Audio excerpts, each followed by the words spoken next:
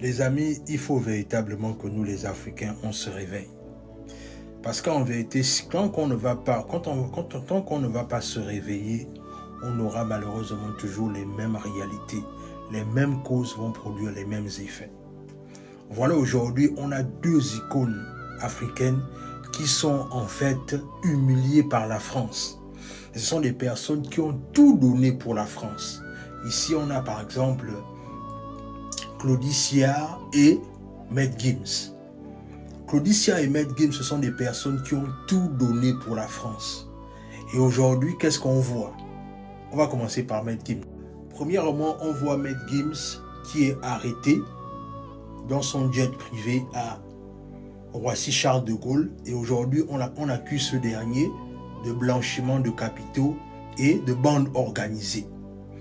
Et en vérité, c'est là où on réalise en fait combien de fois, nous les Africains, on n'est pas conscient des enjeux.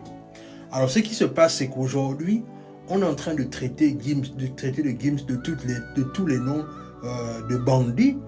Mais alors qu'en vérité, où est l'erreur? Quelle est l'erreur que Maître Gims a fait? La vérité, c'est que malheureusement, Gims est victime de cette turpitude. En vérité, Maître Gims a en fait mis la France à nu, dans le sens là où, quand on lui a refusé la nationalité française, ce que Maître Gims a fait, c'est quoi? C'est-à-dire, lui a décidé d'aller s'installer en France. Il a décidé d'aller s'installer au Maroc parce qu'il a de bons rapports avec le roi du Maroc. Il allait s'installer au Maroc et il a commencé à se projeter dans le sens là où tout ce qu'il voulait maintenant faire, c'est de valoriser l'Afrique en fait. C'est qu'il est parti au Congo. Quand il est parti au Congo, il allait voir les autorités congolaises pour que, à un moment donné, il s'implique déjà davantage dans tout ce qui est en rapport avec les autorités, valoriser l'Afrique et tout ce qui va avec. Ce qui fait que les autorités congolaises lui ont donné en fait un passeport diplomatique. Ce qui fait qu'aujourd'hui, Maître Gims est un peu partout dans la sous-région parce qu'il a son passeport diplomatique et qu'il vend la musique congolaise. Mais en vérité, les Français n'aiment pas ça. Parce qu'en vérité, regardez un peu le projet d'investissement dans lequel Maître Gims se lance.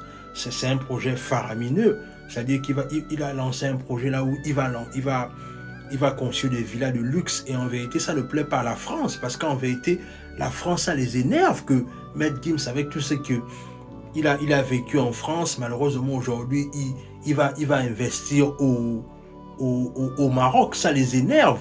Mais comment est-ce que ça va les énerver dans le sens là où c'est vous qui avez refusé à ce dernier la nationalité française et c'est vous encore qui voulez encore lui coller des motifs qu'on sait qui n'ont véritablement ni queue ni tête parce qu'on sait à la fin de la journée que les Français sont comme ça. Quand ils ne te sentent plus, en vérité, ils vont te faire payer cela en fait.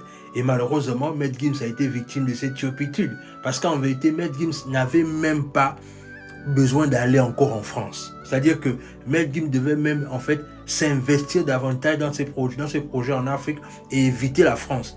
Malheureusement aujourd'hui, on lui traite de blanchiment d'argent, de crimes organisés et c'est vraiment dommage et il faut que les Africains se réveillent. La deuxième personne dont on va parler dans cette vidéo en fait, c'est Claudie Siard. Claudie Siard a passé 31 ans à France, à Radio France Internationale. Aujourd'hui, on a valsé ce dernier parce qu'on estimait que bon, il ne les servait plus certainement, donc on l'a remercié en fait. Et moi je me dis quand même que c'est dommage et je trouve même que Claudie Siard a trop passé le temps à Radio France Internationale. Avec toute l'expérience qu'il a, avec tout le savoir-faire qu'il a. Moi, je ne comprends pas pourquoi les intelligenciers africains sont toujours derrière la France. Je ne comprends pas. C'est-à-dire, avec tout le savoir que tu as, mais Claudie Siard, tu aurais pu te créer toi-même ton propre média, comme Alain Focar l'a fait. C'est vrai que là aussi, Alain Focar, lui aussi, je lui reproche un peu le fait qu'il a trop attendu avant de se lancer. Mais le truc, c'est qu'au moins, il a fait, peu importe, même s'il a trop attendu. Mais moi, je ne comprends pas pourquoi est-ce que en fait, l'intelligentsia africain attend quoi pour prendre leurs responsabilités. Il a fallu qu'on le vasse là comme ça, et maintenant il est dans les médias en train de dire qu'il va contacter ses avocats, etc., etc. Mais c'est dommage. C'est dommage. C'est-à-dire qu'il n'aurait pas, c'était pas nécessaire pour lui d'attendre aussi longtemps. pour pouvoir réaliser que les gars ne voulaient plus. Vous savez, quand on ne vous sent plus quelque part, vous savez ça en fait.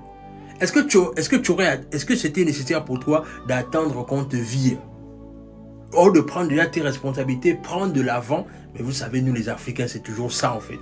On ne veut pas malheureusement prendre nos responsabilités. La moralité de l'histoire de ces deux icônes en fait, c'est que ce qu'on doit retenir, c'est quoi? C'est-à-dire que tant que les Africains ne vont pas vouloir prendre leurs responsabilités en lançant eux-mêmes leur propre business, en étant des acteurs du développement africain, c'est toujours comme ça que ça va finir. C'est toujours comme ça que ça va finir. Et c'est bien dommage aujourd'hui qu'on voit de telles icônes de l'Afrique autant humiliées simplement par rapport à voir l'ingratitude de la France aujourd'hui. Les Africains vont se réveiller quand? Les Africains vont se réveiller quand? C'est-à-dire, quand je vois ce genre d'histoire, je comprends justement que on n'est vraiment pas sorti de l'auberge. Qu'est-ce qu'on a fait, nous les Africains? Pourquoi est-ce qu'on ne veut pas se réveiller? Pourquoi est-ce qu'on ne veut pas prendre conscience de nos réalités? Est-ce qu'on est obligé d'en arriver là, en fait? Dites-moi ce que ça vous inspire dans les commentaires. Les Africains, vous fatiguez, quoi, franchement.